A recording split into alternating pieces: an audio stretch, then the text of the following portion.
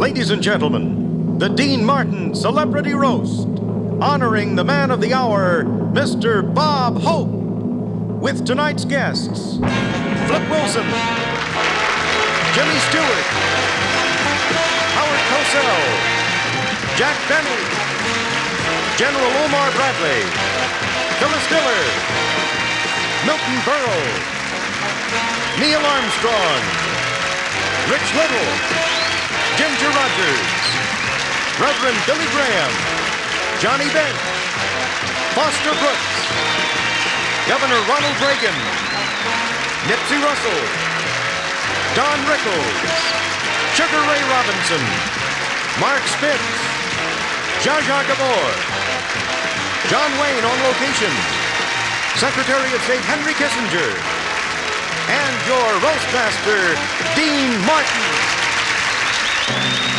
And tonight's very special man of the hour, Bob Hope.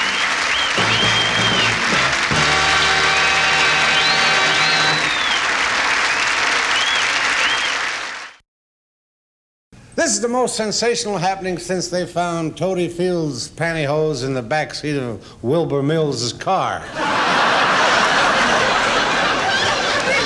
Bob was born in Eltham, England, one of 7 brothers, and oddly enough, there are similarities in our birth data or data. Either one. Bob was the 5th son of a stonemason, and I was the stone son of a white mason with a 5th.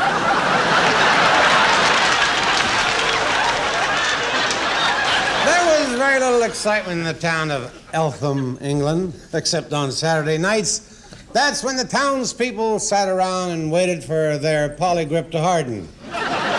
As a young boy in England, Bob never had much to say. He couldn't afford writers then. In the late 30s, Bob was in vaudeville and then starred on his own radio show. When World War II broke out, Bob Hope volunteered to go overseas to entertain our GIs. Bob holds the singular distinction of being the only civilian who was ever slapped by General Patton. All during the war, Bob was always where the action was, the wax barracks. During the Italian campaign, when the bombs fell on Salerno, Bob did a heroic thing. He threw himself on Sophia Loren. 9 times he threw himself on Sophia Loren. And at Bob's last Christmas show in Vietnam, it was Ho Chi Minh himself who said to Bob, "Tsang Tsu Tang Namanuhu," which means, "No more bring Jim neighbors."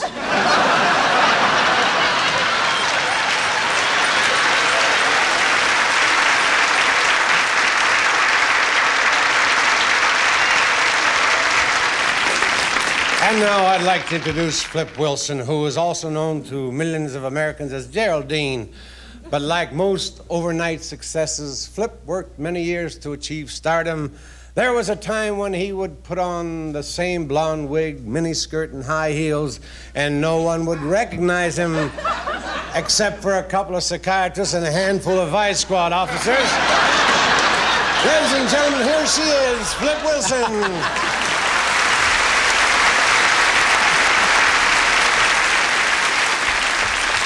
At first, I'd planned to talk about Bob Hope's contribution to the advancement of black people. So I did a little research. And I found out that, Bob, you've stiffed us. Then I remember there was one area where he must have come across with a little bread for the brothers. I said, there had to be this one area. I mean, this had to be a lock for us.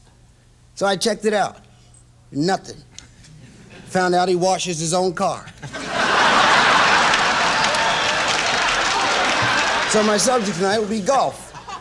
At least we have that in common, Bob. I play the game, too. I don't have to tell you what my handicap is. You told me when I tried to join your club.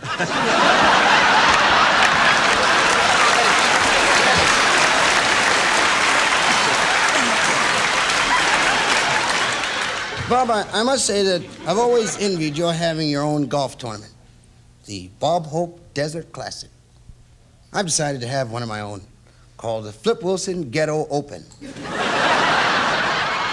Now, Bob, I know your tournament is played to benefit the Eisenhower Memorial Hospital. Mine will be played for the Richie Pryor Clinic for rat bites and bullet wounds. The winner of the tournament will receive a check for $36,000. Or if he prefers, $100 in actual cash. In case there's a tie, it'll be settled by sudden death. That way, we won't have to play an extra hole. In addition, we're going to have some special prizes, too. For instance, if anyone makes a hole in one, he wins a car.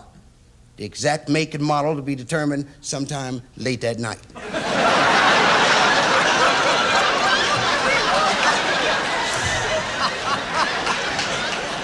And just like you have celebrities at your tournament, we're going to have our own group. You had Billy Graham, we're going to have Reverend Ike. You had Dinah Shore, we're going to have Mom's Mabley. You had Spiro Agnew, we're going to have Spiro Agnew.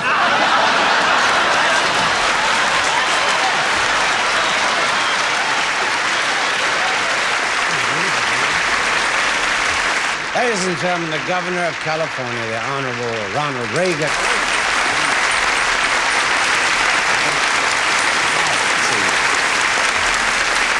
Thank you.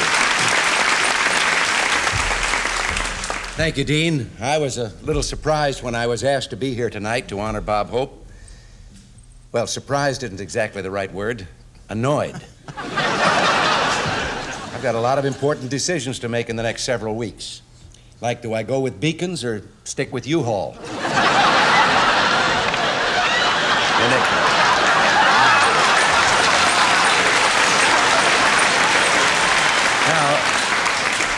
In accepting this invitation, I don't want the taxpayers to think that I'd make a special trip down here just to be on this program. Now, that would be frivolous. I just happened to be in town anyway for something really important. A guest shot on Hollywood Squares. Seriously, Bob would do well in politics. He certainly has to be one of the most familiar faces in America. He's entertained over 10 million troops and seen by more than 100 million TV viewers. And if you throw in the 27 people who've seen his movies, you have a pretty sizable constituency. Of course, I'm the last one to criticize somebody's movie career. I've had a few disasters myself. I don't criticize governors either.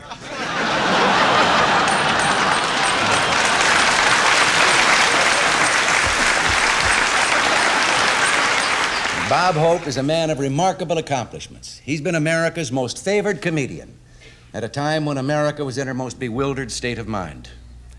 He's entertained 6 presidents. He's performed for 12.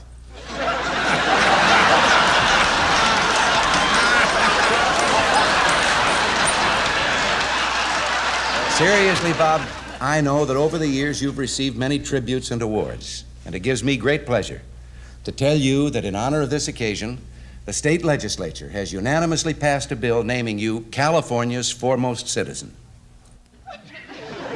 I vetoed it.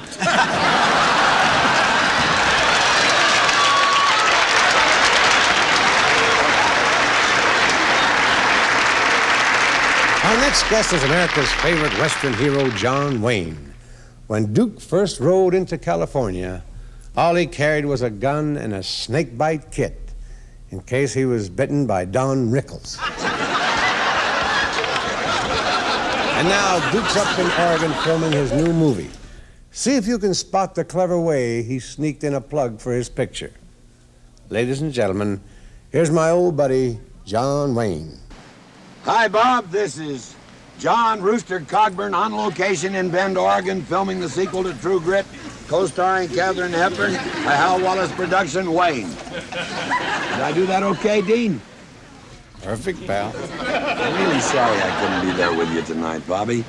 You know that one of the great disappointments of my career is that I have never been able to make a picture with you.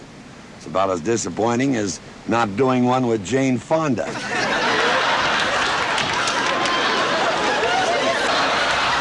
I gotta go now, Bob. My big scene is coming up. We have got a little problem. Hepburn thinks it's her big scene. See you, friend. Have a good roast. Bob Hope has one of the most hectic schedules in the world. A typical week may find him in a dozen cities, 10 different countries. The responsibility of flying him to all of his commitments, such as the roast tonight, rests on the shoulders of one person. Ladies and gentlemen, please welcome the man who has been Bob Hope's personal pilot for the last 32 years, Captain Foster Brooks.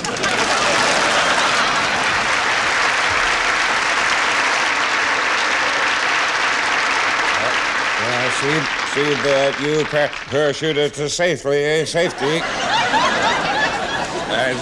as I did.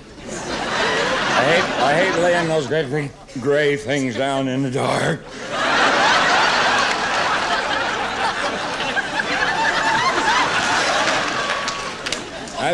As the steward for Alitalia just told you, and boob hops hop boo boo.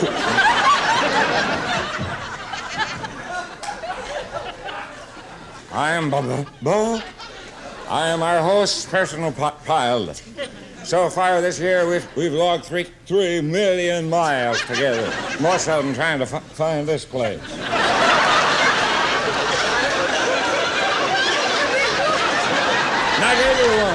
Not everyone is qualified to perform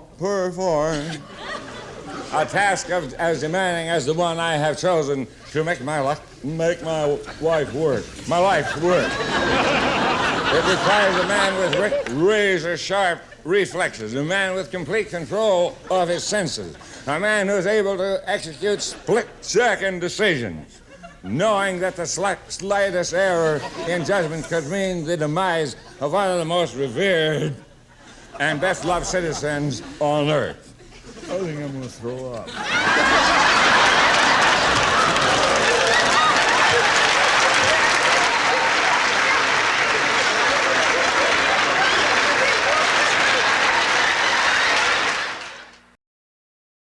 Bob, a lot of your friends and admirers couldn't be here tonight. They're so lucky. So they sent you some wires. I'm going to read. This first one says, "Dear Mr. Hope, you probably won't remember me, but you said many, many years ago that when you made it big in show business, you'd come back and get me. I'm still here in Cleveland, your wife, Dolores." I think you'll be very grateful for this last one. It says, "Dear Bob, I've been trying to get your attention for some time, but you've been too preoccupied. I feel this is important enough to send a telegram. Your fly is open, signed Jimmy Stewart."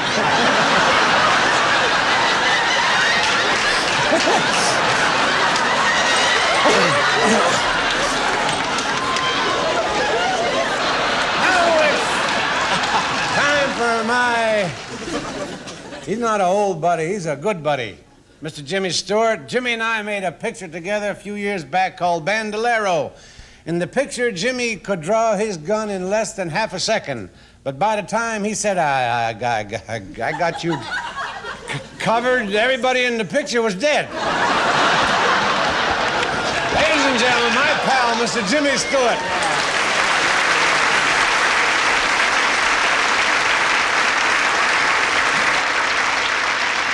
I was just thinking, making outdoor pictures like Bandolero must do you good. You know, you always had a kind of a healthy glow. As I remember, you had a glow on all during the picture. There was one scene in that picture that I think I liked you best of all in, and that was the fight in the saloon. And there you got knocked down a flight of stairs, you crashed into a table, you tossed over a bar, you're thrown out of a window, and you never spilled a drop. I'm here tonight to salute Bob Hope, a man who knows the secret about how to make people laugh. And the one thing you can say about Bob, he sure knows how to keep a secret. You know, as a matter of fact, I was in a picture with Bob one time. It never reached the theaters, It was Bob's first dramatic role and his last one. But Bob played a sheriff. And in the big scene, he'd just been shot, see? And I was kneeling in the street beside him with cradling his head in my hands. And they'd written this marvelous death speech for him. And I remember Bob looking up at me, and he had a sort of a dramatic cough that he'd worked up. And his face was all twisted in pain, and he began his dying speech, and he said, "This is Bob. It's good to be shot in Tucson, Hope."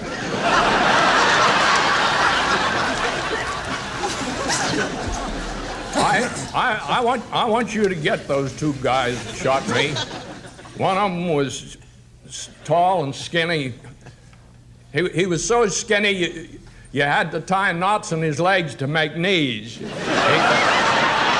other guy's real ugly. In fact, vultures used to fly past him with one wing over their eye.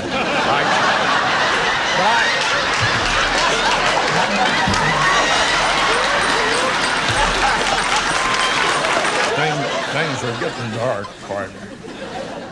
Things are getting... We've ridden a lot of trails together, you and me. Most of them side saddle. But as I was saying, I owe you a lot. I owe you a lot, partner. So, thanks for the memory.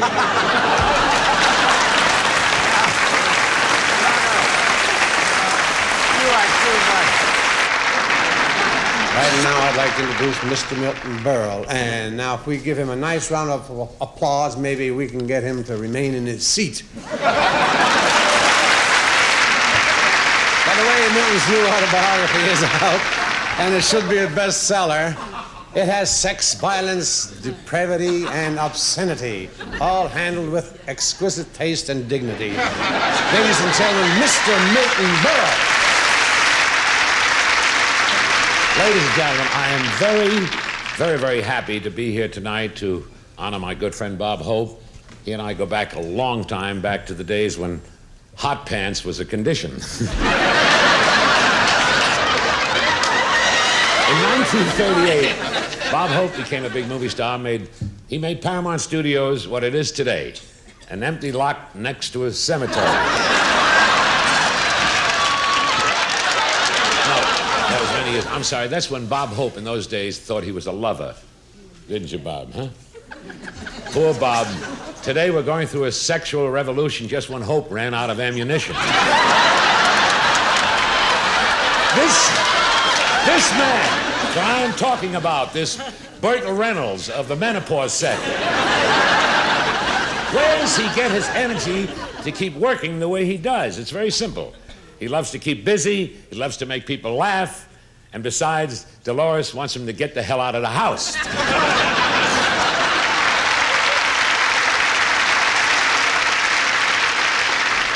Our next guest is Billy Graham, a man known all over the world, and he and Bob Hope have been friends for a quarter of a century. I count Billy Graham among my friends, too, even though the first time I shook hands with him, one half of me went sober. It is now my pleasure to introduce the Reverend Billy Graham.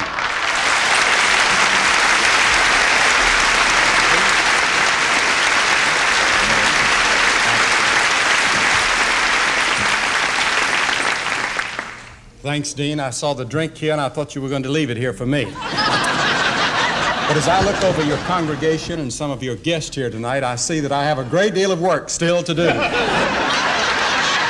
And one of the reasons that I think that Bob Hope has lasted is because of his genuineness.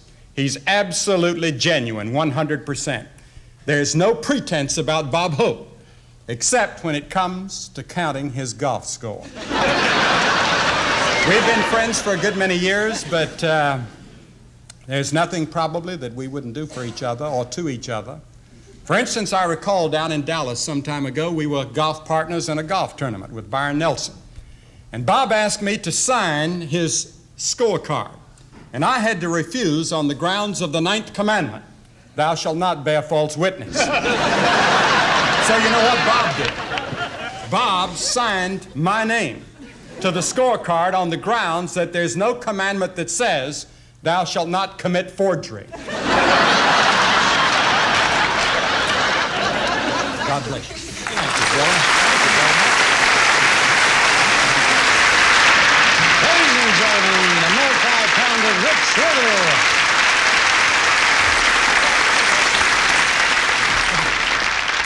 Thank you, Dean.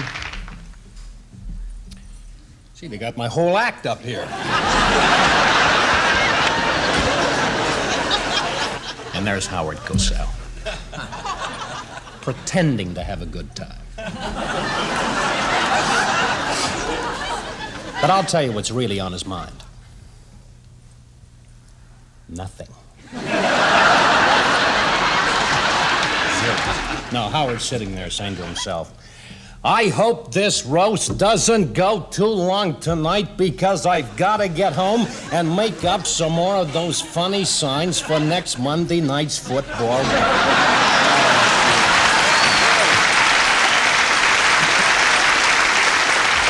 Jimmy Stewart, you know what he's thinking?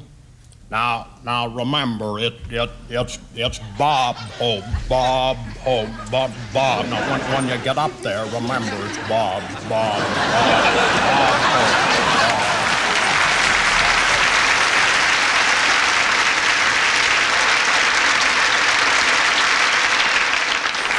You know, come to think of it, now that I look over the dais here, I can do everybody up here. Well, almost everybody, but the guest of honor. You can't do Geraldine, honey.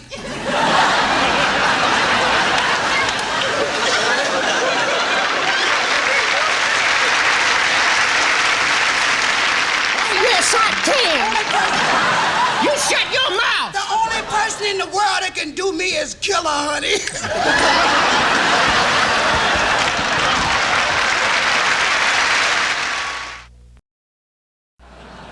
Now, here's the outspoken master of the English language, Mr. Howard Cosell. You all know Howard. He's delivered so many big words, he has stretch marks on his mouth. Ladies and gentlemen, the great mouthpiece, Mr. Howard Cosell.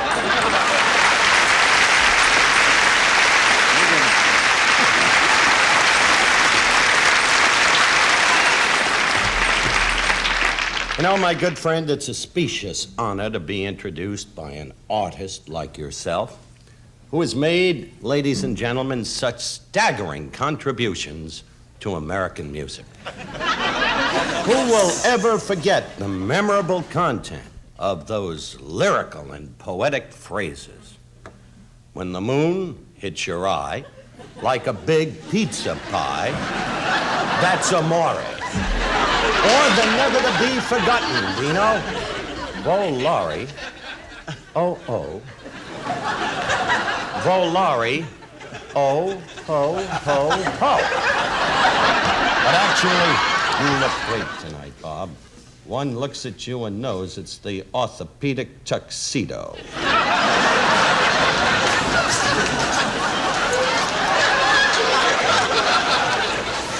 I wager the thing Bob Hope is best noted for, Dino, unlike yourself, is entertaining the serviceman.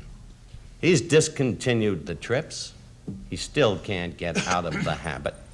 This Christmas, ladies and gentlemen, Robert Hope is going to Mattel Toys to entertain the G.I. Joe doll. We'll all be there.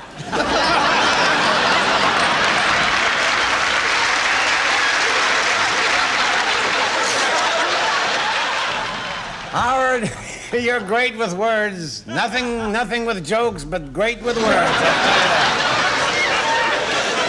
Ladies and gentlemen, the Sunshine Boy, Mr. Jack Benny.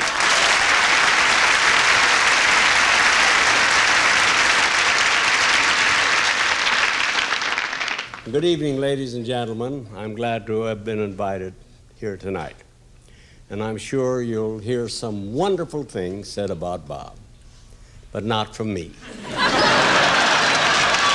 for the benefit of you who may not be aware of it, Bob was born in England And the first time he came to entertain to America was to entertain the troops at Valley Forge. Because Bob liked entertaining the troops so much, he decided to make the trip every Christmas. And he did this at a great sacrifice. On every one of these trips, he had to take with him Jill St. John, Anita Ekberg, Raquel Welch, Anne Margaret, and the Gold Diggers. I wouldn't go through that ordeal for $100.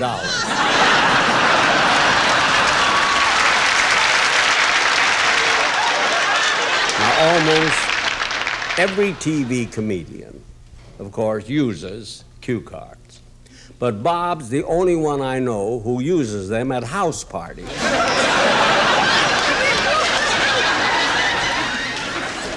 He even used cue cards on his wedding night.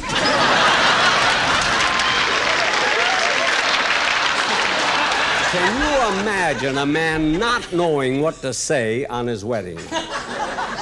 He was so nervous, he finally threw up his hands and shouted, "Not now, sweetheart, I have a headache." And his wife, Dolores, said, "Bob, you're reading my card."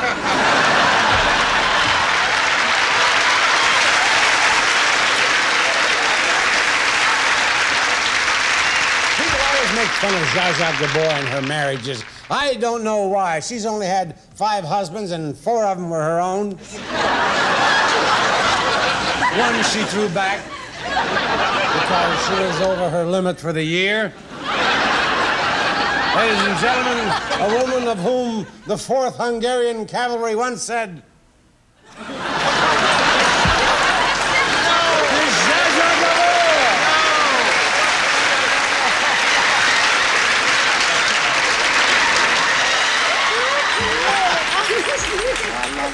Well, Bob has his way of entertaining the troops, and I have mine. Darling, you have said such terrible things about me. Am I glad I never married you? Dear, sweet Bob, you always have a soft spot in my heart. That's why I never married you. Even though Mama says, how can a man with $300 million not be sexy? But somehow you manage it.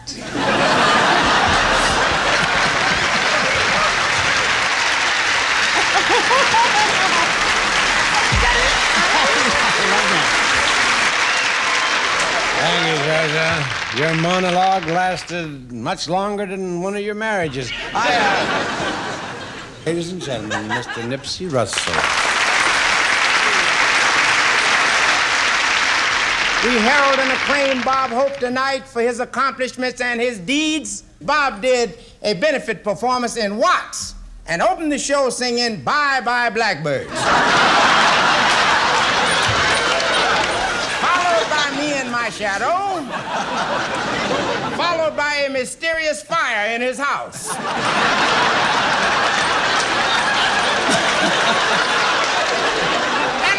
To take exception to some of the things that have been said here tonight because Bob is the soul of propriety.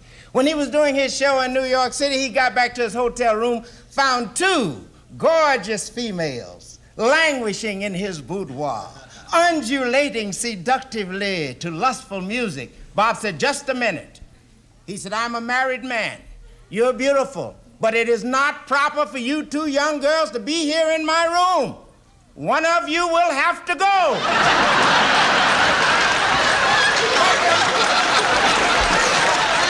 Tonight I rubbed elbows with the governor of California. I had to rub his elbow. He wouldn't shake my hand. And I appealed to Bob. I said, "Bob, tell the man that it's time my people took their rightful place in society." Bob said, "Your rightful place is in the rhythm section of the band."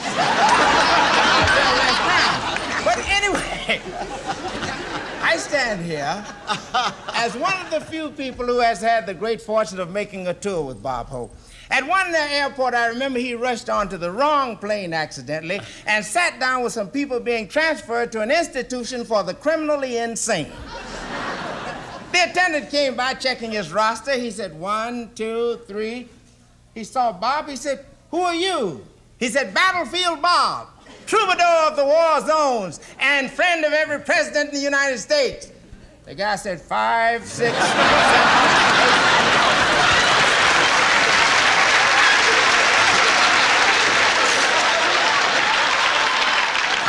Let me say that. Yeah. Nipsey is funny, I admit that, but let me tell you, uptown we got niggas like better than him who ain't working.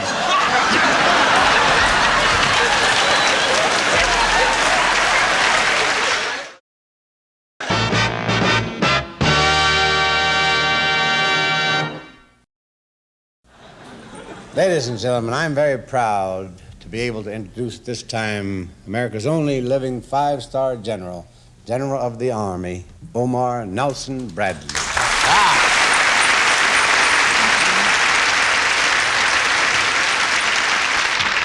It was during World War II that I first met old Ski Nose here. I cannot deny Bob's great courage. Time after time, while flying to do a show, his plane was shot at, occasionally by the enemy.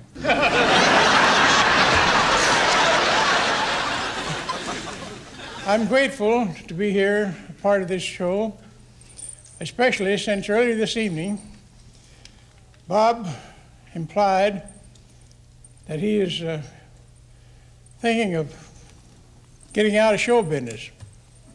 Maybe this isn't so startling and bad after all. This great American has always been willing to do what's best for the country.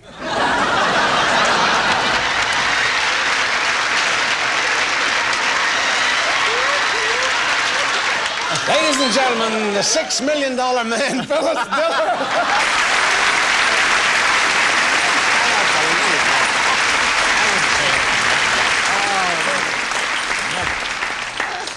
Thank you, Dean.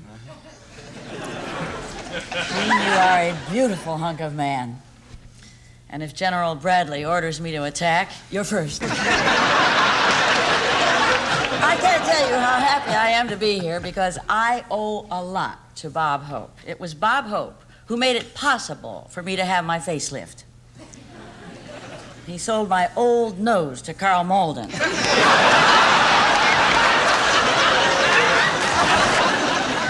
But when I first came to Hollywood, it was Bob who discovered me. I was working at a kennel. Testing flea collars.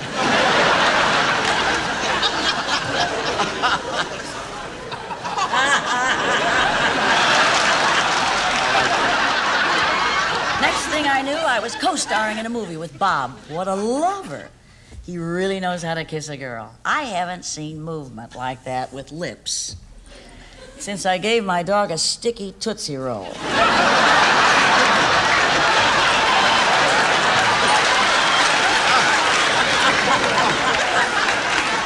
Now, I'm not saying the picture was bad, but the premiere was held at a photomat. Bob, darling, you made me what I am today. Depressed. Let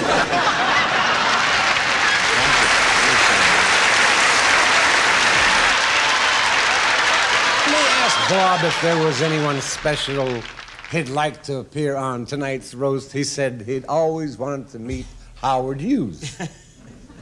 I said, gee, Bob, you might as well ask for the man in the moon. So he did, and we got him. Mr. Neil Armstrong.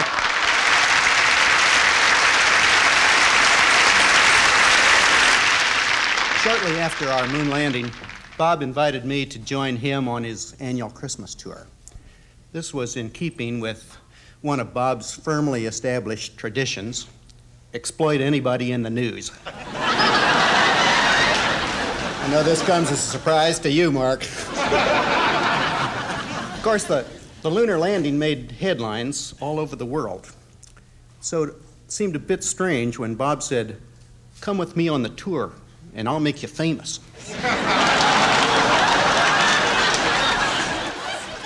Bob, just to show you that there's no hard feelings, I arranged a special treat for you.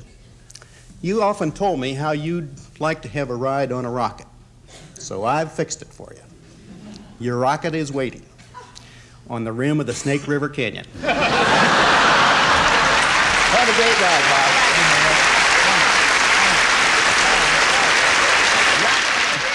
There have been so many attacks on Bob Hope tonight, we figured we should call in a mediator. Ladies and gentlemen, it's my honor to present from Washington, D.C., our Secretary of State, Dr. Henry Kissinger. Thank you, Dean. It is a great pleasure for me to pay tribute to my friend and fellow globetrotter, Bob Hope, who symbolizes so well the sense of humor of our country. There was some doubt as to whether I could make an appearance on this show because of my tight schedule. But when I hesitated, Bob said that if I didn't appear, he would stop paying his taxes. And you know what that would mean for government solvency. We don't do anything in Washington these days without asking the permission of Congress. So I asked Congress whether I could appear, and I have a message to you from the entire Congress. They have proclaimed you the funniest man in the world. The vote was 268 to 267. I think we can all agree that Bob's humor, his joy and laughter and humanity represent something universal in the human spirit. I'm therefore delighted to be a part of this evening's tribute to my friend, Bob Hope. Thank you.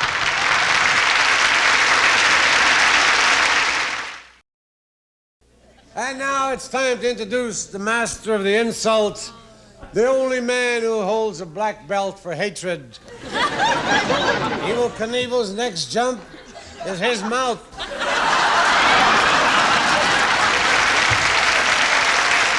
Ladies and gentlemen, I hope you've had your rabies shots because here he comes, Mr. Don Rickles.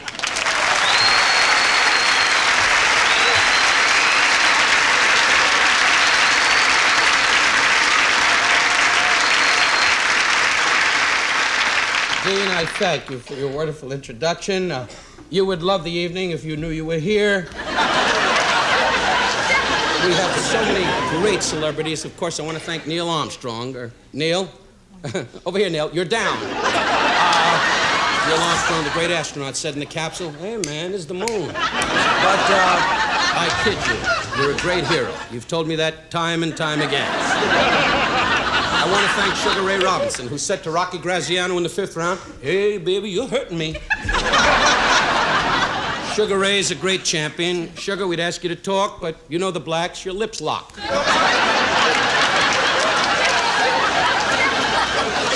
There's no booing, there's no booing. If there's another outburst, we're going to let Bob Hope get up and do his jokes. We kid about great stars such as you, Bob. Why? Because you're old and washed up. But I tell you this. Is he laughing? Dean, take a look. See if Bob's laughing. If he ain't laughing, show him a picture of Jack. I'll tell you this. I kid Jack Benny, a great star, God bless him. Milton Berle, great people. This is wonderful being here at the home. And I say this from my heart. No, it's a joke. It's a joke. It's a joke. Bob, it's a joke. I take it back. I swear. It's a joke. It takes many years to be a great comedian. Sure does, and you ain't reached that year yet.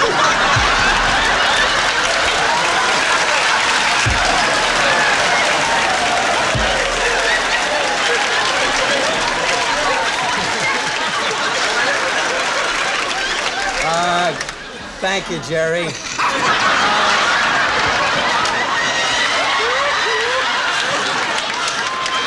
laughing.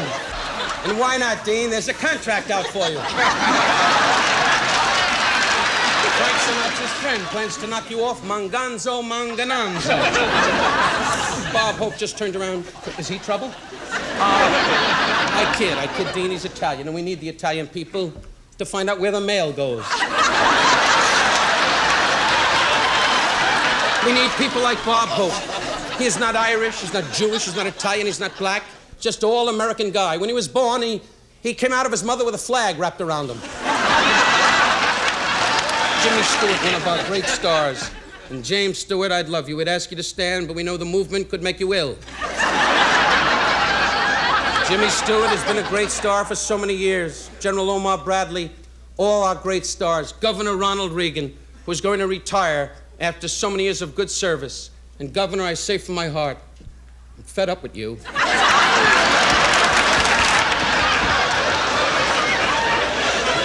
And so to all of you. And Billy Graham, bless you, Billy. I mean that from my heart. You've helped me to walk again. And I know this from my heart. I've always walked, but Billy helped me to walk faster. And as Billy Graham and Marjo always said, if Bob Hope knew that there was one light in life, let the life know. Hallelujah, brother, let him know it.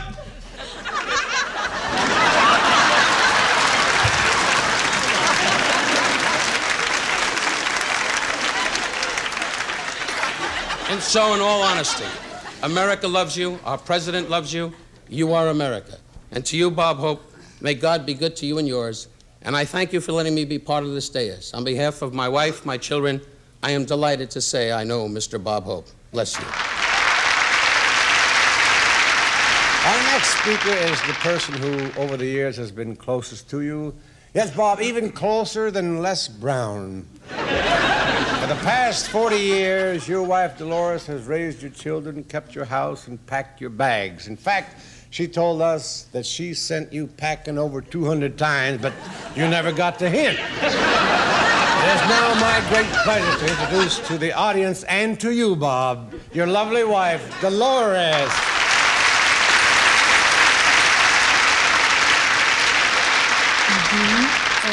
It was really, however, very difficult to sit back and sit quietly while all these things were being said about Bob, these insults and ridicules.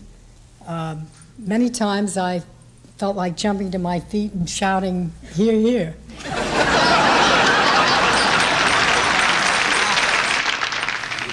Dean, I'd like to thank you for giving me the privilege of introducing the guest of honor, which oddly enough is what we call him at home.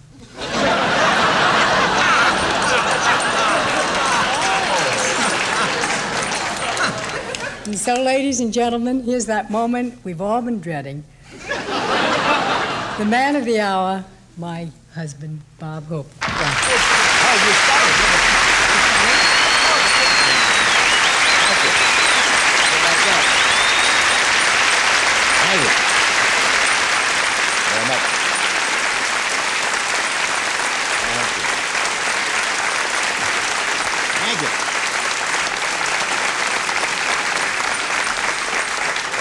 Thank you very much. I wish she'd get steady work. No, it's nice to see her. I haven't been traveling too much lately, and I've gotten to know some of the family personally. It's nice to be here, Dean, and I wanted to tell you that I'm happy that NBC renewed your liquor license for another year. Don't you love the way Dean reads cue cards? If he doesn't like the joke, he breathes on it and erases it. Now, it was nice of Flip to show. Is that all of them? No,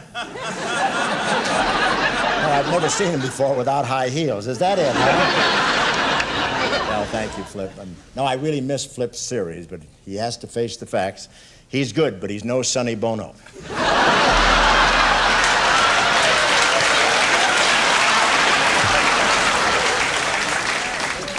And I do want to thank Governor Reagan for his kind words. Incidentally, the governor has no presidential aspirations. In fact, he just made a tour of 43 states just to tell him he's not running for anything. And Milton Berle's here. Milton's the first comic to ever be impeached. And Johnny Bench, the greatest catcher of all time. You ever see him behind the plate? He wears more padding than Phyllis Diller. Well, I like John. I really do. He doesn't care about baseball. He just stands in the hall out here watching the chicks and smiling. Of course, you'd smile, too, if you spent all your afternoons on grass. And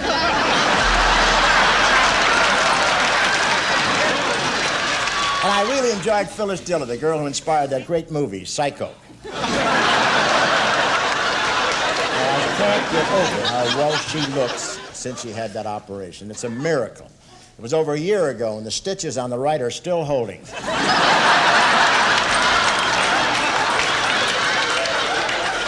And wasn't John Wayne wonderful? In his next sequel to True Grit, John is really giving us a thrill. He's wearing the patch over his mouth.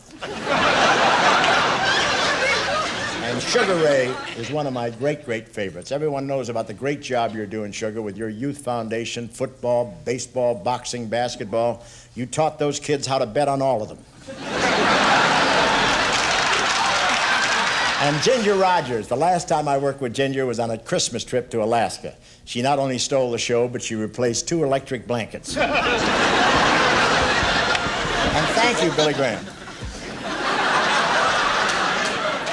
Star of radio, television, and heaven. And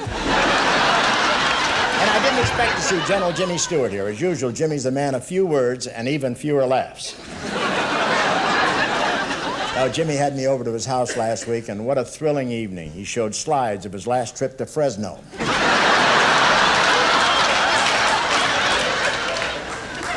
And it's nice to see Zsa Zsa now that she's free again. Oh, I'm sorry, I should have said divorced. She's never been free.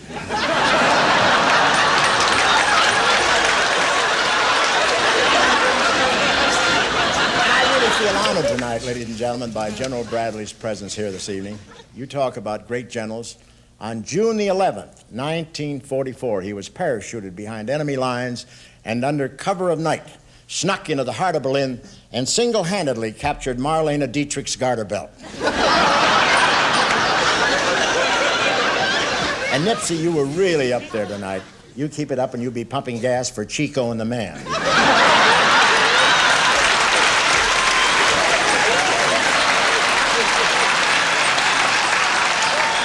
And Don Rickles got some news today. He was made poster boy for Tidy Bowl. Don, I just can't figure out why you're doing commercials for Right Guard. You should be on for Raid. Closing, ladies and gentlemen, it's been a great night. You know, somebody once said you can measure a man by the caliber of his enemies, and I flatter myself to believe it might also apply to the friends who have come to roast him. And if I am right in that assumption, and it is rare that I am not, then I thank all of you giants of our business for the size your affectionate malice lends to me. Thank you very much.